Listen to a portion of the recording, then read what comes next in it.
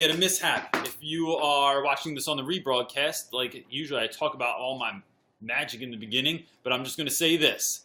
I have a really great guest on this evening. She goes by the Whimsical Teacher on Instagram, and I had a little fluke in the beginning there, so I usually did my normal intro, and now it's not there. But if you have any questions about anything, you can go ahead and leave them in the box below on YouTube, or on in that box on the side if you're on YouNow, and you can check that stuff out, or like leave questions for us, and we'll jump into it. Tonight we're talking about the use of fun in the classroom, or playfulness, or silliness, and that's what we're going to kick it off with. As soon as she jumps in on this, and we will get started immediately. She just texted me that she's on her way. So yeah, I've never had this problem before. It's been weird. But 17 episodes in, I guess, are inevitable at some point.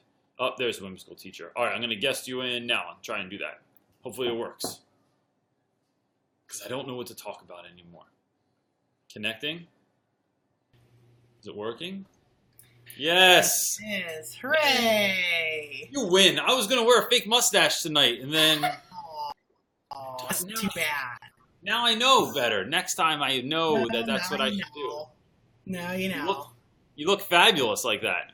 Well, thank you. This is how I used to go on a platform called Blab. You guys remember Blab? It was kind of like this, but you could have 4 people at a time. Oh, and really? I always wore a disguise. That was my thing. That's awesome. You kind of look like a superhero a little bit. In disguise. It is a little bit. Yeah. A little bit. I wear these to school. You do? Oh, yeah. Kids love them. And they're paper, so when they rip them off my face, it's just like 10 cents down the drain, you know? Yeah, I hear you. That's when kids try and take off my fake mustache. And then the weird thing is they try and put it back on them. And I'm like, but that was just glued to my face.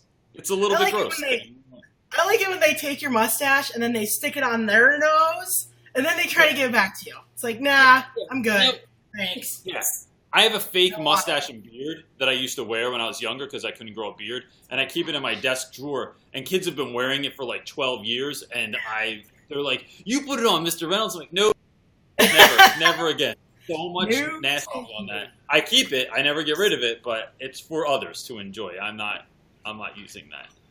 It's like, yeah, it's disgusting. So thanks a lot for being on. I really appreciate it. Nose always itches as soon as I go on live cameras.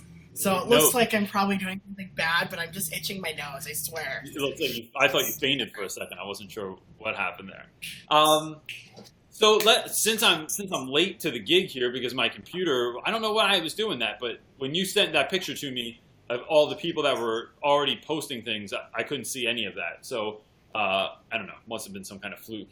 We're having good luck with that today. Well, come back. Yeah. So can you go ahead and introduce yourself for the people that maybe don't know who you are? Sure. My name is Jessica Martin, and I go by the Whimsical Teacher online. So I'm a little bit whimsical, I'm a little bit weird. And I'm going into my 6th year of teaching.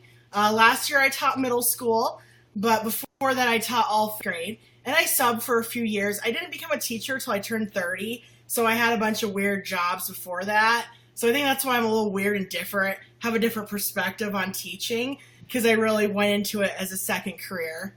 So yeah, this year I'm going to be a digital literacy coach. I have no idea what I'll be doing yet, so your guess is as good as mine. I don't know. Did you pick that change, or did the school pick it for you? Yeah, they kind of picked it for me. I mean, I work at a small school. I live in the middle of the desert, town of about 1,200 people. We have less than 200 kids at our school, about 12 teachers, and they had this grant that came up, and I was kind of a yo-yo about it all year because it was on the table, off the table. But it's going to be fun. I work at a one-to-one school. We're one-to-one Chromebooks. It's a junior high. And so it's going to be fun. Last year I was a teacher with these Chromebooks, and we didn't have a technology coach or specialist. And this year I'm going to be the technology coach. So I can kind of use, like I know what it was like being a teacher. So I'm going to kind of use that to help the teachers. Most of our staff is close to retirement age, and they're not exactly too thrilled about the old Chromebooks. So Yeah. I'm going to try to get them excited to use them. So that's my goal for this year. That's a great idea. So let me ask you this. So we said the topic for tonight is kind of like using fun or silliness or playfulness in class. Have you always been like the kind of person that you are now? So like, have you always been kind of like silly, or, I mean, that's the sense I get about you from your Instagram anyway. And your glasses tell me that I'm not far off, but have you been like that your whole life, or what's that looked like in your life? I have been pretty silly and weird most of my life, I guess. I was an only child, so, I mean, I still am an only child. You just don't stop being one with your brother or sister. So life children your parents were But having? Or? I went to college for finance, and for a few years I was just very serious about becoming a financial planner, and it was just like, it was sort of trying to fit a cube, into a Disneyland shaped shoe or something. It was awkward. I did not fit into the business world. Had a bunch of my own businesses, and I don't know, my first year of being a teacher, I wasn't really silly and goofy. I was really serious and trying to do a good job, and I got in tons of trouble that year. I made tons of mistakes. And then after that, when I just found the school that fit me and the grade level that fit me and the coworkers that fit me, then I kind of broke out of my shell. But it probably wasn't until I started using social media a couple years into my career that I really got weird, because I was like, wow. I mean, I was kind of holding back a little bit, being too weird. And then the weirder I was on social media, the more people were attracted to me and the more they liked it. So I was like, well, I mean, I guess this weirdness would work in the classroom. It's kind of been this evolution of, yes, I'm just naturally weird, but, I brought it into my teaching because of social media, of teachers like you that do cool things and say, hey, I kind of like that. You should do more of it. So I think I've gotten better as a teacher and more weird with the use of social media, and I've become more my real self in the profession. Yeah, it's funny. So growing up, I loved attention. I loved being silly. I was kind of naturally funny, I thought. Not everyone thought. And then I went to a high school that and I actually just put a video out on YouTube yesterday about bullying, but where I had to act tough. Acting silly was not an option. And then when I got out of high school, I was so used to being a tough guy, or a seemingly tough guy. I was never tough at all. But I had to pretend, I had to kind of lose that part of myself. And then in college, through a number of different things, I started realizing that as well. I wasn't getting anywhere with being tough. I wasn't making the kind of friends that I wanted to make. It just wasn't as fun. And the more I let that out, the goofier I was, the more I feel like I just made a better world for the people that were around me, even just then. And in school, I was totally closeted about it at first. The other teachers had no idea how crazy I was, but the students did, and then they would talk about it, and then eventually people started being like, did you really today? And I'm like, oh, you heard about that. So it just sort of, like you said, it comes out slowly, and now I just fully embrace it, because it's who I am, and it makes the whole day better when you're like that in school. If it's authentic to you, right? So it can't be something that's forced. But yeah, it works. So I'm gonna ask. So I'll just ask questions from different people. I'll ruin their names, and then I'll ask their question, and then we'll take it from there. And so Valeria Garcia asked, I think that was pretty good, man. I can't believe I got that. My wife's laughing at me. What advice do you have on making friends with fellow teachers? How are you with befriending other teachers? Well, in real life, I'm just very awkward. I mean, that's why I joined social media, is because, I worked at this school of all 5th and 6th grade teachers, kind of more of a secondary feel, they call it a middle school.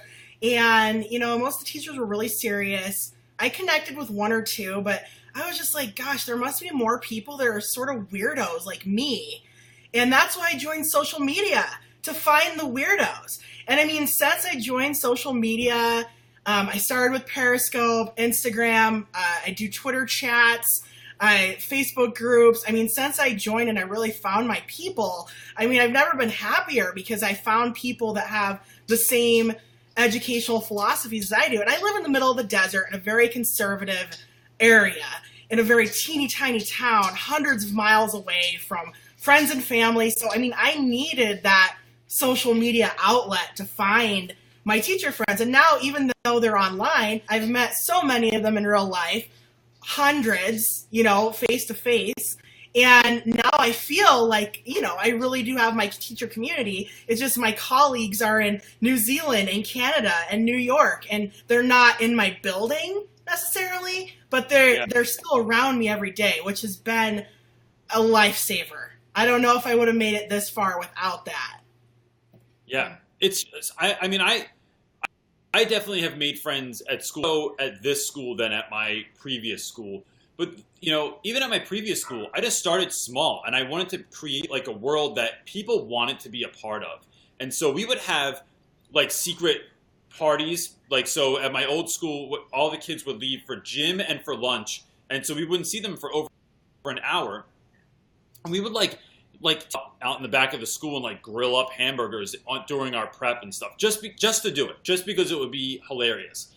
And then for the opening day of baseball season, which I don't even watch sports, but I really like decorating, like with goofy stuff. So I made like decorations for the office, and people brought in different food, and we we watched the opening ceremonies of baseball season just to do it. And that kind of spending that kind of time together, it just showed me how important that is. Just like with online community also, like putting that time in and spending it with people is just going to make you friends. And so I would say, if you don't have any friends, start with one or two people, get them, and make something that is like, that other people are going to get into, and they're going to be like, oh my goodness, like, why have I been doing this the whole time? This is so awesome.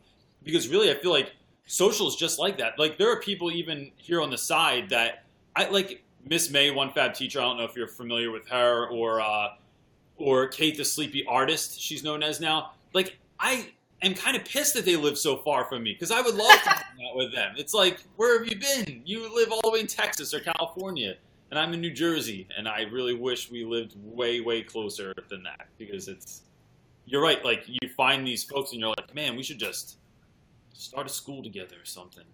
That's why I go to a lot of teacher meetups. It's my new addiction. Most people in their 30s start running marathons, and I go to teacher conferences so I can see all my friends. You know, that's kind of what it's come down to. Is, I mean, I'm so addicted now to connecting with people in real life that's kind of one way that we can connect, or going to various teacher events, teacher meetups. I mean, there's blogger meetups. So that's what I do now, kind of for my social outlet. Yeah. So do you go to ones that are close to you, or do you like fly out to stuff? You know, I've flown out. Last year, I went out to Penn State. I was actually a speaker with Ron Clark and Ashley Schroeder and Chris Pombano. I don't know if you know those guys or not. Hopefully you know who Ron Clark is. He's kind of famous. Yeah, and I did, like, that was a conference, but I was one of the speakers. So that was really cool. And that was out in Pennsylvania. I live in Nevada, so that was quite a trek. And I always go to the Teachers Pay Teachers, whatever city in. It's been in Las Vegas. It's been in Orlando. I go to a lot of teacher meetups in California.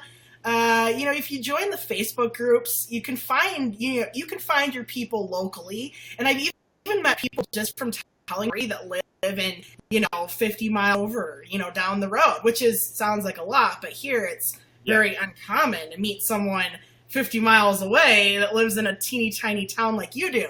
So it's been really cool. You know, I guess just all over. I go all over the place. This next year I'm going to Minneapolis to Happy Go Teach, and I might be going to Nashville next year twice for teacher meetups. And wherever the California meetup is, I always go to that one. It's a huge one. Awesome. It's amazing. So yeah, they're all over. I'm gonna have to invent something, because I don't think I live near almost anyone. There's like, oh, I bet you do. Where do you live? Oh, so someone's suggesting that we create a fun teaching conference. Heather, I always ruin her name. Heather Pascal. I don't know. There are some really fun ones out there. I think they're becoming more popular. Not a lot of secondary. I'm a middle school teacher. You teach high school, right? They're all kind of geared towards K-5. So I'm sort of getting excited for, the secondary fun conferences to start. I think they will, because it's becoming a big thing. Yeah, because I'm going to invent it now. So the Scottish teaching ninja asked, what do you think of the benefit, or what do you think are the benefits of having fun in class, and do you think it always works? What would you say to that? Do you think it always works? Do you think it's like, why do you do it? What's the draw for you? I mean, there's the right time and right place for everything. You can't have a class party every day of the week. Although I tried once. It didn't turn out that good. I mean, sometimes things blow up in your face, but if you don't try them, you'll never know what you think is fun. So what I used to do when I taught 5th grade is I did holiday of the day. So every day there's a new holiday. There's websites you go on. There's probably 10 holidays a day. And we would just celebrate the holiday of the day in my class. And sometimes it would go over really, really good. And everyone would have fun. Like National Cereal Day. And we would do like math with cereal, But then some days it wouldn't go over so well. And it's just hit or miss. Kids are moody. You're moody. It's okay to have a bad day. I think as long as you're trying a little bit to have fun, you're doing it right.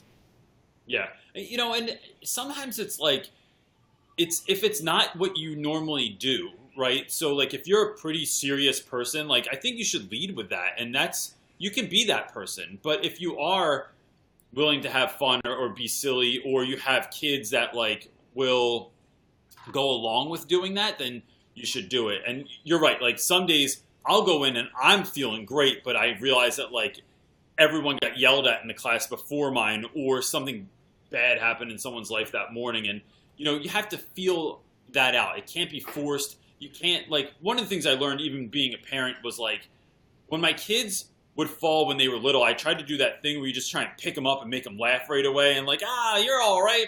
It's just a little bit of blood. And I remember my wife saying like, no, you need to let them feel the way that they're feeling and let them have that moment. And I think the same thing is in teaching. You can't just like try and crack people up all of a sudden. Like if they're having a tough day, like empathize with them, be there with them. And then, if you can leave those conferences though with like saying something ridiculous so that they laugh before we leave. Like I'll tell them like, okay, go ahead and make sure you make poor life decisions now as you walk out of my classroom. And that always catches everyone off guard. And they're like, what are you talking about? And then it's a good way to... You gotta bring your passion in, whatever it is. Like, I mean, one of my passions is humor. So, I'll tell kid jokes sometimes. And sometimes it goes bad. But, I mean, if your passion is rock collecting, which one of my coworkers was a rock collector. He was a geologist in a former life. And he'd bring his rocks to school. It doesn't sound fun maybe to me, but the kids loved it because they can sense your passion. I think that is, it's so important because if you're excited about something, even if it's like fencing or computers or hip hop or photography, like the kids doing that. And as a matter of fact, this year I have like speakers all lined up for this year to come in that are going to talk to the students about all kinds of different stuff as well that they are passionate about, which is exciting as well. Because then it's not me like doing the Reynolds show all the time, but I get to share the stage a little bit with other people. CC Moffitt asked, what does your administration think of during unannounced observations? Oh, that's a great one. Have you ever had an unannounced observation where someone came in and you were being completely nothing goofy was happening in class? They usually like it. I've been blessed with really good administrators, except for my first year. It was a nightmare. But my first year is also really more serious. I find that most administrators just want to see that the kids are engaged. They care about that more than they care about, they want to know that the kids are, just not goofing off, but they want to see them engaged. And if you're being silly and goofy, they are engaged 100%. So, I mean, even though my administrators have been very serious people, suit and ties, coming in the room, and maybe I'm being weird. Sometimes they leave totally straight faced, but I never hear anything negative. And they usually come back and they're like, you did a really great job or something. So I feel like I wasn't a total dorko. Yeah. And which is right, because that gets, I think sometimes that can be like connected, not taking your job seriously. You're not, learning isn't a big part of what you're doing. You're just like having fun in class. And I think my room kind of sets the stage for me a lot of times. So I have this room that's like, I have a big tree, like an 8-foot tree in my room that's made out of driftwood, all this like books flying, like hanging and stuff. And the funny part was when I did all of that stuff, I didn't ask for permission for any of it. I just did it, and then I hoped that was going to work out. And now, since I'm at a charter school, we always have to privately fundraise also. We can't get by with the money that we get from the state because it's not enough. So we fundraise, and they always bring the fundraisers, which are always like really rich folks. One time a guy had an ascot on that walked into my room, but it was like it wasn't as a joke. Like I would wear it because I wanted to dress like I'm a character from Gilligan's Island, but comes in with this thing on, and I think the room kind of speaks for me a little bit, where it's like, all right, this is a little bit different in here, but I have definitely had times where folks have come in and I'm like teaching. One time someone came in, I was teaching students how to put tape in each other's hair, anyone knowing about it, which is you just take the tape and fold it on itself so it's not sticking to your fingers, and float it in someone's hair. And the bigger the hair, the easier it is to do. And then everyone knows that if they're walking around school with tape in their hair, like Reynolds obviously did that. And so someone came in during that, and I thought, oh my goodness, this looks ridiculous. But I just own it and keep doing it. I too had a good administration. I've never had any blowback from that. But I think if you do, I think, who asked that? Cece Moffat. So Cece, I would say if someone ever does have an issue with that, you really just have to go to whoever has an issue and say, look, the kids are my primary concern. That's my number one thing. And that if I can make my class somewhere that people want to be and they feel comfortable, then they're going to learn. They're going to have greater of a chance of learning than like just sitting there quietly. That doesn't equal learning. I've never ever seen that equal learning, unless kids are scared to death of the teacher, and I am not scary enough. So I have to go with my strengths. Me neither. So, I don't know why. What is duck egg eye? And what is your favorite or fun lesson or moment so far? What's like one of your favorite moments in that world that you've done so far? I do a lot of fun hands-on, STEM activities, but, the most fun thing I've ever done, I was actually a student, a teacher, and I've always wanted to do it. I'll tell you guys about the lesson. So it was from my ELA strategy teacher in college, and he came into the room, and he was dressed like a chef, and he had this table set up with a tablecloth, and he had all these ingredients, and he comes in with this Italian accent and starts acting like a crazy Italian chef making an apple pie, and throwing flour on us, and he was like splashing ingredients everywhere and using his fingers, and he was doing everything wrong, but he did it in order to teach the students the writing process and how to teach them to write in a chronological order, because it was like, okay, well, what did I first do when I first came in, and then what happened, and then what happened. I've always wanted to repeat that lesson. That was really the most fun time I've ever had in a classroom, and I was an adult, and I've always wanted to do it myself, but I'm a little bit scared that I won't come up with a good Italian accent. I should work on that, because I got the chef hat, apron, but the accent, I'm bad with them. So I'm going to work on it some more before I actually do it myself. I think it would be even better if you didn't have a good accent. It would be like even more hilarious and ridiculous. I think that's a great idea.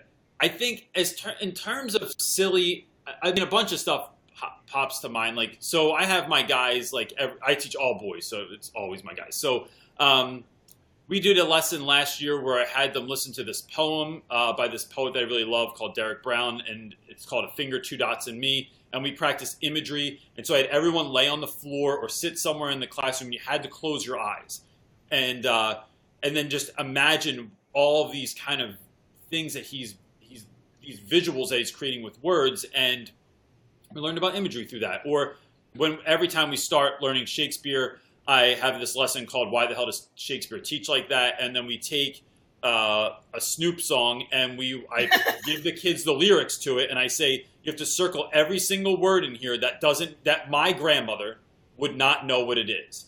So when the pigs try and get at you, pop it like it's hot. Like, what are pigs? Like, are there actual farm animals chasing you around? So it's really funny because they just assume people know so much stuff, and they don't. And so we turn that into a Shakespeare lesson. Or having kids sit like 5 or 6 in a row deep, and everyone gets 60 seconds to write part of a story. And then you have to, without saying anything about it, pass it to the person behind you. They continue. I love that. And they're awesome. I do that too. Every year. Hilarious. Love It gets more and more ridiculous as they pass them on because no one knows what the heck is going on in the story. So I think like your example, there's totally ways to teach very real things, very real lessons, but teach them in a way that like is totally left field, like that no one kind of saw coming. So yeah, that would be 2. I think people are picking strange usernames so that I cannot say. What is it? Two. Oh. Tui it? All right, it's Tui. Tui it asked, do you ever doubt staying in your profession to the point where you want to leave? If so, why or why not? Have you ever not wanted to teach anymore? Every year, I think every teacher gets a little burned out and think, am I going to come back next year? That was a horrible day. This was the worst day of my life. My first year was really bad. I mean, I came home every day crying. I had a bad administrator. It was rough. So I think everyone feels like that. But I think for me, being a second career and not starting till I was 30 kind of probably put a different spin on things for me, because I had a lot of bad jobs, like really bad jobs, and teaching is not a bad job. Like, it's not bad compared to real world, working overnights, working swing shifts, working for minimum wage with no benefits. I mean, that was like my whole 20s. So teaching's a pretty nice career. And I'd encourage people to, just stick it out, is every year you can change. You can change schools. You can change what you teach. You can change your location. There's so many things you have control over that you don't really have in the corporate world, which is why I think I kept going with it, and I will forever. Yeah, I agree. I think I didn't start teaching until I was 27, so it's I was like, and I was always working multiple jobs. So I'd be like the greeter at Home Depot, or I'd be I worked a job where I literally was lowered by a crane into a hole, and then I would dig the hole deeper. That was my whole job. It sucked. It was the worst job I ever had.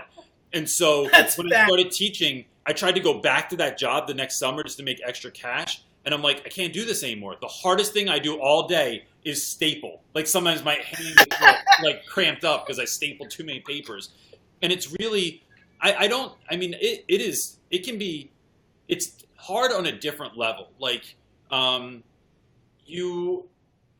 the mental like strain of it. So you come home and a kid did the wrong thing at the last moment before you left, and you're just like, oh, like, this is why people drink too much, because this is like, how do you deal with yourself when you come home, right? You have to learn how to take care of yourself so that stuff doesn't destroy you.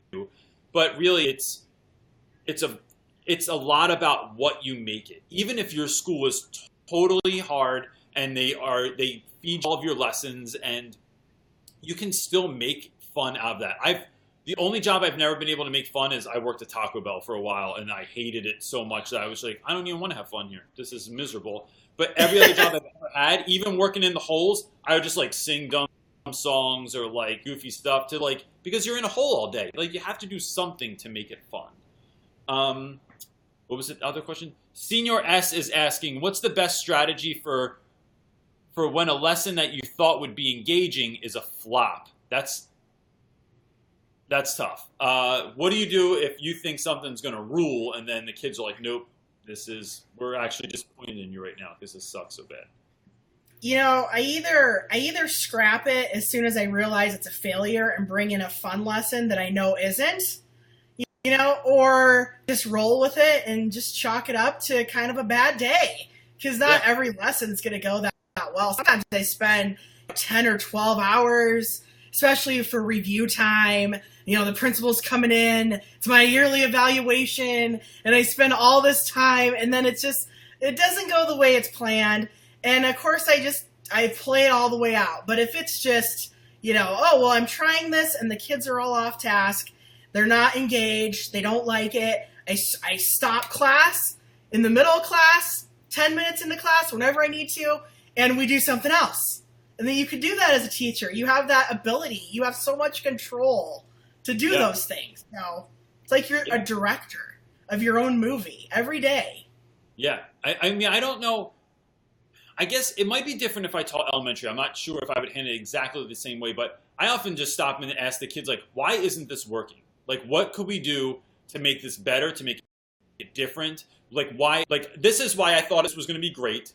What is your point of view? And I think asking students stuff like that and giving them that ownership over the class goes really, really far. And it stops people in their tracks, even if they're being nuts, right? So, like, even if you're having a really tough behavioral day, and that will stop kids in their tracks. Like, wait a minute, you actually are going to take what I think, and then if you make it better with ideas that you got from them, you win. You just, like, maybe even save the lesson and do it the next day. So that's a good one. What was the other question? Miss May, one fab teacher who's one of my favorite human beings in the whole world, asked, what drives you and keeps you motivated? What do you think? I think for every teacher, it's probably the same. The kids, kind of a cliche answer to say the kids, but once you've really connected with one, or you see them change or grow multiples in your own, or you get that parent letter that says that you changed their life. I mean, you just keep going somehow. Like, motivate going. For me, it's always, that there's certain kids, I'll never say which ones, that are my favorites. We all have our favorites that they just, like, they lighten your day up. They make it fun. They make you want to go to school every day. And those are the things that I focus on when I'm having a rough time. Usually I love my job, but there are days that I'm like, oh, man, or you're sick. You don't want to write sub-plans, so you go anyway. I just find those kids I know are going to make my life easier and make it happy in my classroom. I found that the more I focus on the positive kids, the less the negative kids tend to become a problem. And so, I don't know, kids, but I know that's kind of probably what a lot of people say. So, sorry, Miss May, I wasn't very creative with that one. No, I think you're right. I think it's totally the kids. I mean, I feel like my job is, like, I don't just feel like it's a profession. I've said this before. Like, I feel like it's kind of missional. Like, I figured out what I'm supposed to be doing. And so there's not really another option. Like, it's kind of like, well, what else am I going to do? It's not like my degree lends in anything else. Like, what am I going to do? Get a business job and be like, well, look, I worked as a high school teacher very many years. Like, give me your worst employees and I'll whip them into shape. But, like, it doesn't work like that. So I don't feel like there's another option for me. And I think that's a really good thing. It keeps me focused. It keeps me, like, working hard at what I do, and I think that of it as a craft. And so, I don't remember exactly what motivates me. So, but the students, like, if you put enough time into it, and you start seeing kids like that were in your class, like, graduating or coming back to the school, or a family member comes in, that stuff is like, that's all long game goals that you have. But when they start coming back and paying off, it's like, man, there have been times when, like, students have come back to my house and had dinner with my wife and kids, and I'm like, like fueled for the next month. This is such good stuff. I agree. So yeah, I think just ride it out and you like start seeing that kind of stuff come back. Okay. Man. Aurora Zenanalari. I apologize, Laura. I think your name looks fantastic, though. How do you get a child who is tired and not interested in a lesson to be engaged for the day? I think that kind of matches with another person had a question which said, like, what do you do if someone is too cool for weird or silly? So what do you do in those situations? What if someone's too tired or if they're just like not having that? This is not their thing. I mean, I've had tons of serious kids, and I mean, teenagers are so moody. This was my first year working with 6th, 7th, and 8th graders, and they are just up and down on a roller coaster every day. And you just have to, like, while they're riding their roller coaster, you just stay the same all the time. You don't match their moods. You keep being your silly, goofy self. And I find that, the kids who really need that will come to you when they need help, and they'll come to you at the end of the year and they'll thank you for that. And I had a really serious kid once in my 5th grade class, Roger. He was just like this little old man, Roger. I'll never forget him. Just very serious. But at the end of the year, he wrote me this letter saying that I was the best part of his day. And I mean, I just thought this kid hated me all year. I was pretty sure of it. But, I mean, it turned out that he actually liked me. Some people are more serious and they don't know how to be goofy, even when they're little kids. And that's okay. So. Yeah. Yeah, I feel like it's like either in your DNA sometimes or not, or you just don't know what people are coming from, right? Like, I always tell teachers that, like, and I didn't make this up, I don't know who wrote this, but that everyone's fighting a battle that you know nothing about. And so I have a pretty good gauge of students, though. So if I'm doing something really weird and someone's not having it, like I always have like those couple of teenagers that are like super cool. They like sit back real far and they're just like, nah, you're an idiot. I'm not doing this. So I'll either turn it up, like I'll go to 11 with that kid. And I've had students before where I had this kid, Dave, in my class. Dave was super cool. He was a really great football player. Everyone looked up to him. But he never, ever laughed at anything. And I told him, I said, you're seriously bringing my self-esteem down, like, as we speak. And I want to be your best friend. So I found this best friend application online. And I filled it, like, I had, like, changed it around a little bit. And I filled it all out. And I applied to be his best friend. But I gave it to another friend of his. And I said, look, man, Dave's not going to talk to me about this. I want to be his best friend. Could you please do this? And that guy brought Dave into a room. They interviewed me, and then we became best friends after that. And seriously, like, he still never laughed at anything. And I used to tell him, like, it's all right if you don't laugh now. We're best friends, man. Like, my wife doesn't even laugh at the time, so it's cool. And so that's a great strategy. I love that. I'm gonna write that one down. Yeah, but it's like, but if you just go to 11 sometimes, or other times I'll just tell kids, like, look, man, I get that this is like not your gig, but what I'm going to do here is just make the best day that I possibly can. And so if you're not down with that, that's fine. I don't have to like bring you into that. But like, what I just ask is like, just don't dog me in front of everyone. Like I'm trying to be a bright spot in your day. And I usually get a really good response from that, especially if I do it like just one-on-one. I thought your picture froze. Who was the next question? Right here. I want to address one real. So Melina said, I hate most teachers and all my teachers are afraid of me. Melina, I didn't like one teacher in high school. There was not one person that stood out to me as being like a bright spot in my day. So I cannot even say that I blame you. And I wouldn't say your teachers are necessarily afraid of you, but maybe they don't know how to kind of deal. And I'm sorry that you go to that school. I wish you went to our school instead. What's the next question? Jenny J asked, do you get sad when you know that you won't have the same kids in your class next year? You ever feel like that? Do you ever get sad that you're not going to have those same kids in your class next year?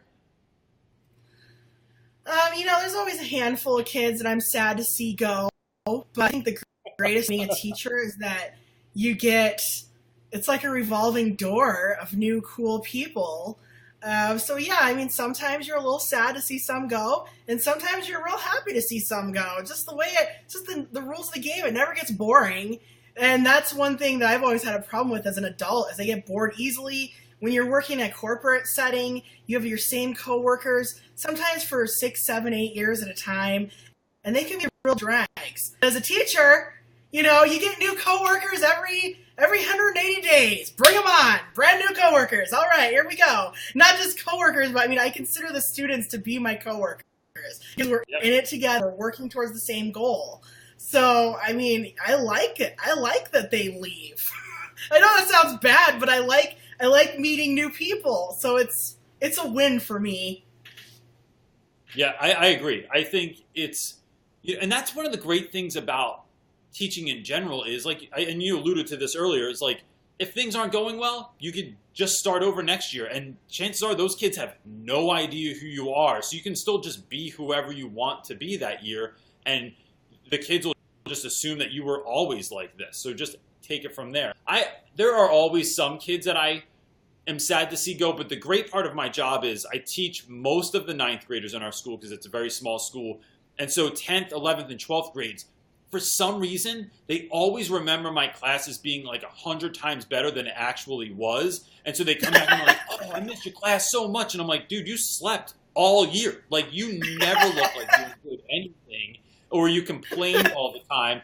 And now you're like coming back saying, oh, I loved your class. And I'm like, oh, I know, but you know, it'll be all right. And so I do have the joy of like having those kids come back, and I get to know them as not really their teacher, but just like a mentor for the next 3 years. And that's super fun because there's not all the classroom baggage. It's like, I can just talk to you like a human being that doesn't also have a grade in my class, which changes things. The Scottish teaching ninjas. Oh, snap. I just made that go away. Oh, that's my bad. I do want to there was another question on here too. Fab asked, she said, last question, I promise. That's all right, Fab. She said, how do you deal with negative people on campus? You're such a kind and fun person. I think she's speaking to you. So how do you deal with people that are like drag that you work with? I mean, what can you do, really? You know, what are you going to you can't force someone to be happy and fun. I mean, I try to see the humor in their life. I try to see what they like, and I ask them about it. So, like, if I have a coworker who's being real nasty pants all the time, I try to find out, like, what do they like? Like, what makes them happy? And I'll ask them about it. At one of my schools, a long time ago, there was, like, a lady who was kind of crabby all the time, and found out she really liked leather work. Like, she liked making wallets and carving leather. And so I asked her all about it, and then she was just like Mary Poppins after that. She just was all light on her feet and whimsical, everything I wanted. So sometimes people just need to know that you care about what they care about, or that you like a certain book they like, or that you like a certain movie they like, and then you know, so that's kind of what I do. But I don't know. I've had social anxiety my whole life, so I'm probably the wrong person to ask about how to get along with people. Because I think I just learned to tolerate them and get them to like me, and then I move about my merry way. Yeah, I think that's a great point, though, that you made, because I think most folks, they just want to be listened to, right? Maybe they're never listened to, and you give them that space, like ask them questions about them instead of you just talking about yourself the whole time. I think students, you have a kid that doesn't like to talk or doesn't talk very much, but if you ask them about the right thing, like, they might just go completely nuts talking about whatever it is they're interested in. I have had a lot of coworkers over the years that I have this issue where, like, I can't handle when people don't like me. It just makes me want to try even harder to make you like me. It drives me nuts, and I know it's not healthy, but I will often, like, I'll take... every year, like when I get my yearbook pictures back, I cut them all up, and if someone I feel like it's kind of geared that way, we don't have the connection that I'd like to have, and maybe they don't even dislike me, but they're just like kind of a bummer, I'll frame pictures of myself and I'll write something nice on it, and then I'll put it on their desk. Or I'll take the picture of their children off their desk, like when they're not looking, and I'll put my picture in front of that picture, and then I leave it on their desk. And a lot of times folks don't notice for like a month or more till they're like grading when they're like, what the hell is a picture of Reynolds doing? What does it even say like on it? Or I'll collect, we get a lot of like random books donated to the school, and sometimes they're awful. I once had like 4 books that was about a Nazi soldier who fell in love with a Jewish girl during the Holocaust, right? And the front of it looked like a romance novel. And I'm like, this has got, like, who wrote this? So but like that's not a real good example. But the other ridiculous books, I'll sign the beginning of them, like on the front page, and say, like, this is like one of my favorite books ever. I really, really loved it. A copy of it. And then I'll leave them in people's mailboxes. And like, if you do it with a straight face, no, they're like, kind of, did you mean to leave this book about like Marilyn Monroe and John F. Kennedy's like love affair in my mail? Yes, I just loved it. I think there's a lot. So just kind of doing like such ridiculous stuff sometimes will like break someone, and they're just like, dude, I'm not getting rid of you. Like, I'm not gonna, it's just not going to change. So doing stuff like that, I think, helps too. Is this the question that I messed up before? The Scottish Teaching Ninja is asking, what tips can you give to teachers who want to be more relaxed in class but aren't sure how? That's a really good question, especially when you're starting out teaching. I think it's particularly tough because you feel like you're supposed to be one way, and like if you're too lax, the kid's just going to like lose all respect. So how did you start kind of implementing that stuff in your class? Because you said you were like not so much that person when you first started teaching, right? Like, how'd you make the transition? I think it was just being at the right school, the right fit for me, and having administrators that told me had my back on whatever I wanted to do, and then just getting inspiration from social media, seeing that there was other weirdos out there like me trying new things, dressing in costumes, wearing disguises, doing just bizarre things. I thought, well, if they could do it, I could try it out too. And it really depends. I mean, it depends on the tone of your class. I mean, last year I taught 8 periods a day in junior high, and some periods I could come in dressed as a superhero. And other periods, I had to tone it down a notch. I mean, you got to know your audience whenever you're delivering any sort of lesson or speech or whatever you want to do. So it's just about kind of knowing those kids and then knowing what they're going to like.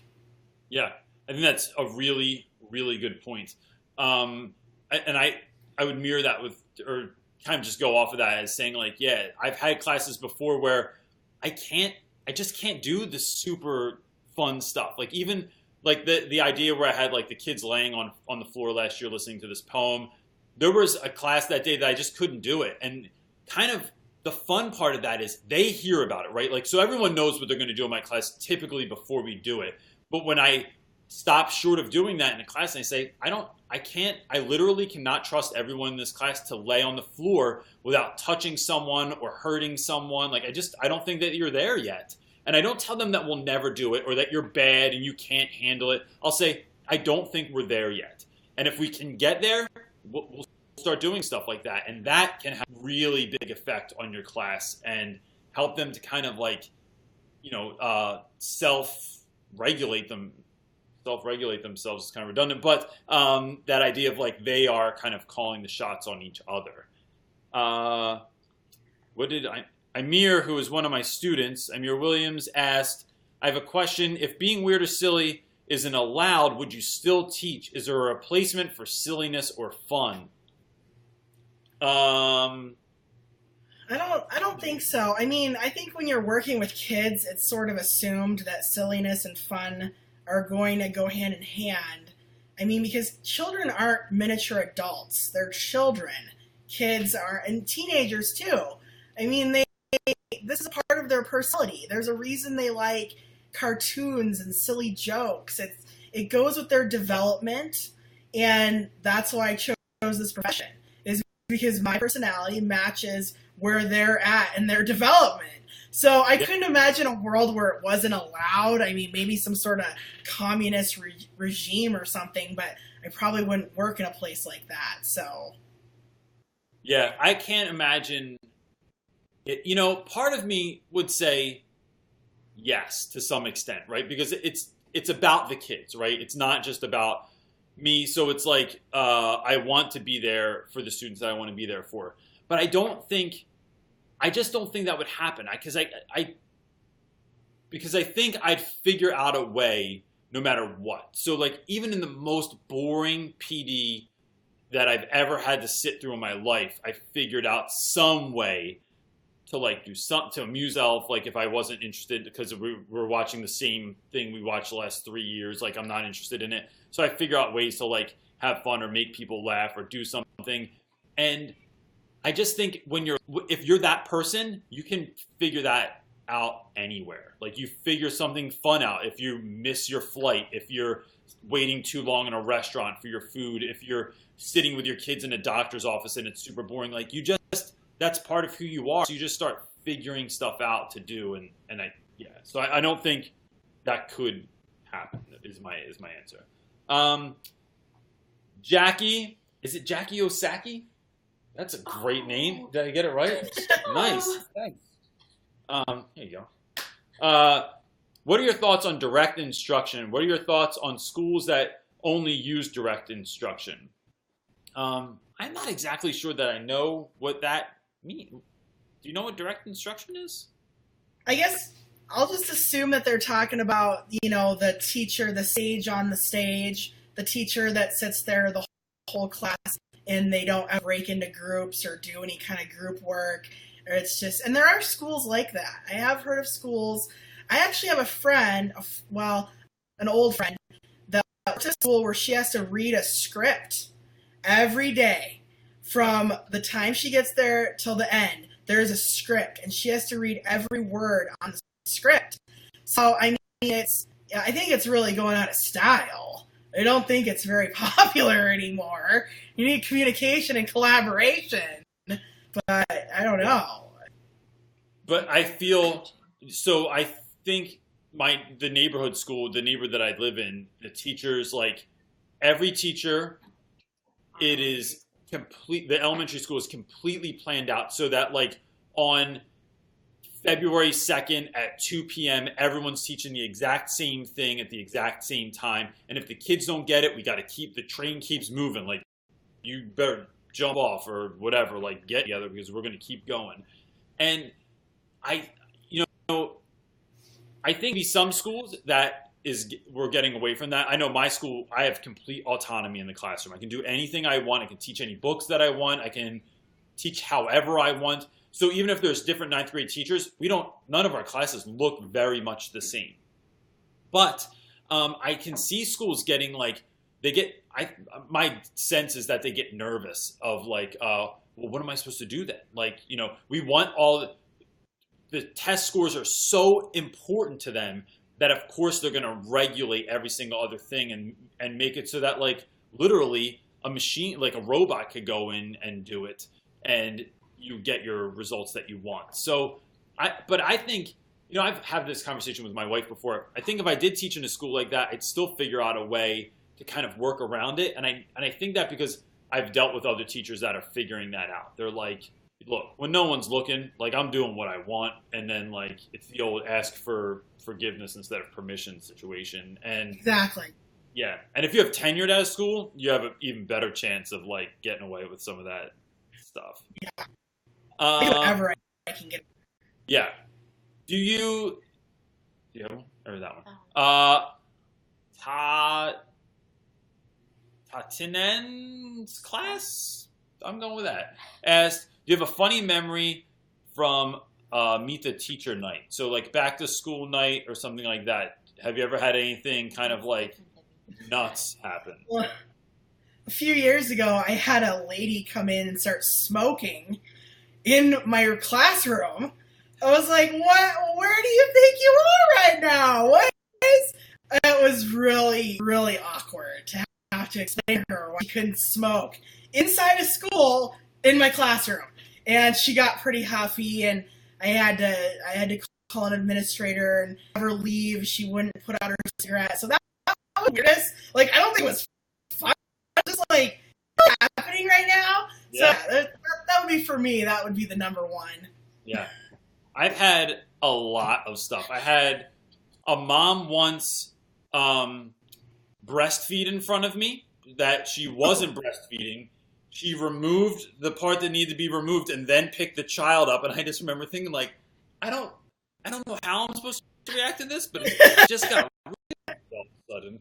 I had who came in that was very angry, and he sat down in the chair, and he sat back so hard that the back of the chair broke, and he literally flipped out of the chair. And I'm like, oh, like, if you were pissed before, like, it's all downhill from here.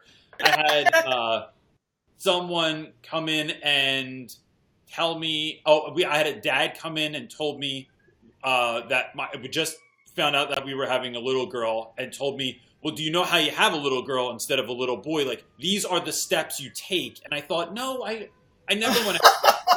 This is the worst conversation ever. And That's horrible. I've had a lot of that kind of craziness happen. And it makes me happy for the nights when that kind of stuff doesn't happen. I'm like, wow, this was so easy. Conference night. What was the next one? It's not a funny one. But So Bethany Jane asked, I'm still in high school and I got bullied last year and I told the teacher and it made it worse. How do you handle a kid being bullied? I just made a whole video about this actually. And most of my answers are just like, because I got bullied. I got literally in a fight or got my ass kicked every single day of freshman year. So how do you deal with that in your school? Or is it an issue or a non-issue in your school? What's your take on it? You know, our school is so small. Everyone knows each other's names. The principal knows everyone by name. And so I feel like the kids feel that they can connect and they can confide in at least one of their teachers. Because they have 8 teachers. So hopefully out of 8 people, you can one person to connect with. But in previous schools where I've been the only classroom teacher, I would just always recommend to a kid that, if you feel like your teacher is really ignoring you and your requests, you got to tell your parents, you've got a school counselor. I mean, tell whoever it takes, because sometimes teachers can be blind to bullying. Sometimes I haven't seen it, and I feel like I wasn't turning a blind eye, but it was happening in ways I didn't imagine. So, you got to go and tell as many people as you can, because you shouldn't ever feel uncomfortable to be at school. So don't ever feel like you're being a snitch or around your teacher. Go tell your principal, your vice principal. Schools have so many levels of people you can go to. Use those levels. Even if it's the lunch lady, start telling adults. That's what I would do.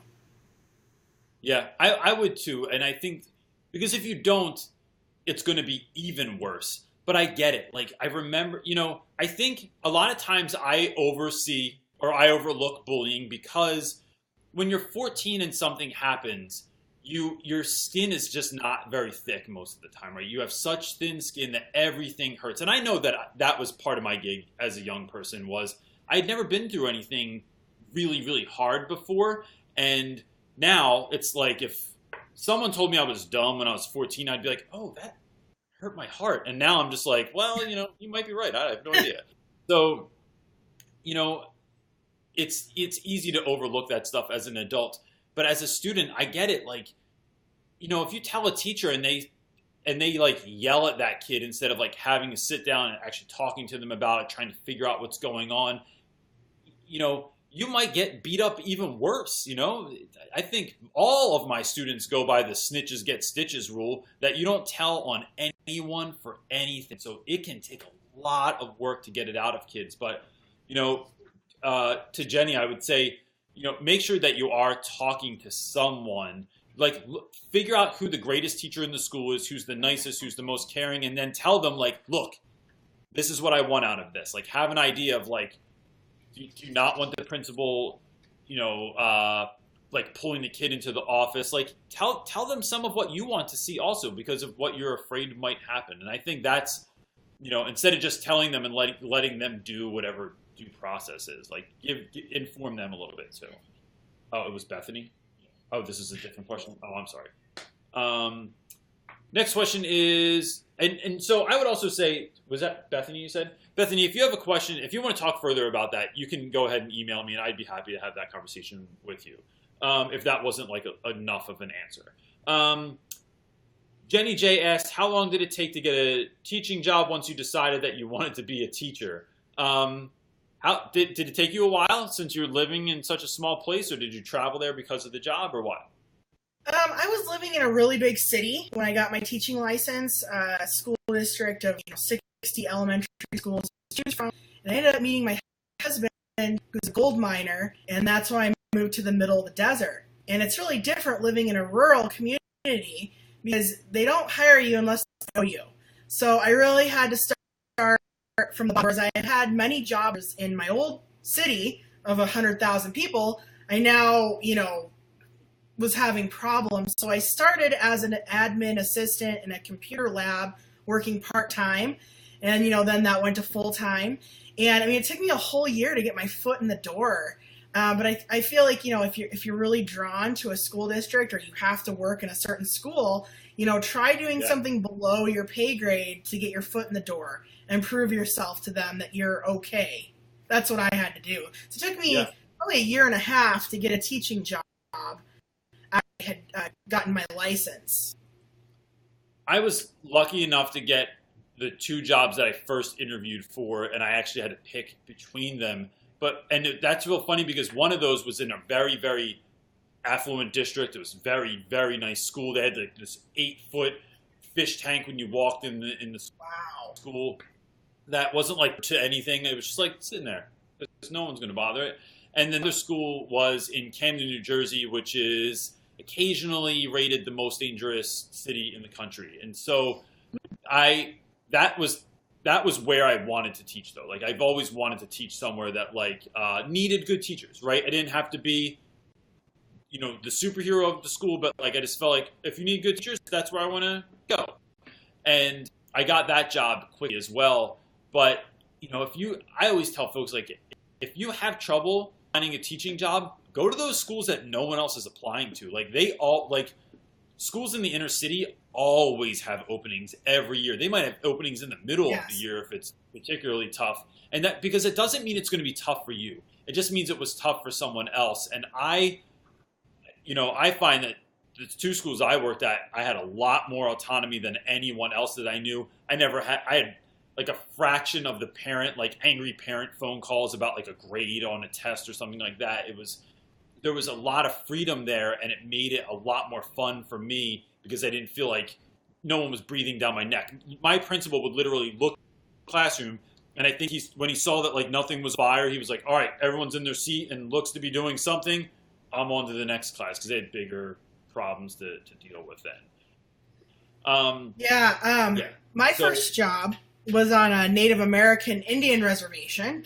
And so that's if you're ever, if you're looking at, I can't get a job, a lot of Native reservations have positions open. It's really hard getting qualified workers to those areas. So that's for new teachers that can't find a job. I always suggest, check out, those areas as well. Yeah. That's a really great, I've actually have thought about that in the past, doing that. But, and the idea I was South Dakota, but then I went to South, and it's way too cold in the winter, so I didn't do that. It is. So before we go, let me ask you, what are you looking forward to? Did you start school yet for the year? No, next Thursday start PD, and then the next Wednesday we actually start school, so got a couple weeks. Is there anything you're particularly excited about in this school year? Well, I got a new job as a digital literacy coach, so just what is that going to be? I have no idea. It's a whole new career path. I don't know if I'm going to love it or hate it. So I'm excited to help teachers use technology. That is my goal this year, is to just learn more tech, because I really do feel that it makes your life easier, and it's what's best for kids using the technology if you have it, It's just my belief. So I'm excited. Yeah. Awesome. That's awesome. Yeah, I'm decided. I decided at the end of last year that this will be my best school year that I've ever had, and so I've been actively working all summer to like figure out ways that that's actually going to happen. So I'm excited to see how this year is going to unfold because last year was it was. I mean, there were very, very hard things that happened last year, but overall, such great stuff happened. I literally cannot wait to see what this year is going to have kind of play out. So, Jess, before we go, can you tell everyone where they can find you on social media? I'm the Whimsical Teacher pretty much everywhere. On Instagram, _whimsical_teacher. And on Twitter, Whimsical Teach. The Whimsical Teacher at gmail.com. Kind of in blogs right now, so don't go looking for me there. But yeah, just the Whimsical Teacher. That's me. I really, really appreciate you coming on this conversation, and I think it brought a lot of great stuff up that I haven't been able to talk about yet. Great. So I appreciate it. Thank you For having everyone me. that's watching, go check out the Whimsical Teacher. And next week on Tuesday we have Smarty Style from YouTube coming on. I'm interested to speak with her about a number of different topics we've been like texting one another about. So yeah, that's it. Jess, thanks so much. I really, really appreciate it. You have a great night. All right. Thanks so much, guys, for asking questions. If we didn't get to your question, if it got lost in the sauce somewhere, go ahead and leave it in the comment section below, and I will promise to get back to you at and check us out next Tuesday with Smarty Style. I'm not exactly sure what we're talking about yet, but I have a couple of ideas, and it might get interesting. And thanks, guys. Have a great night. Peace.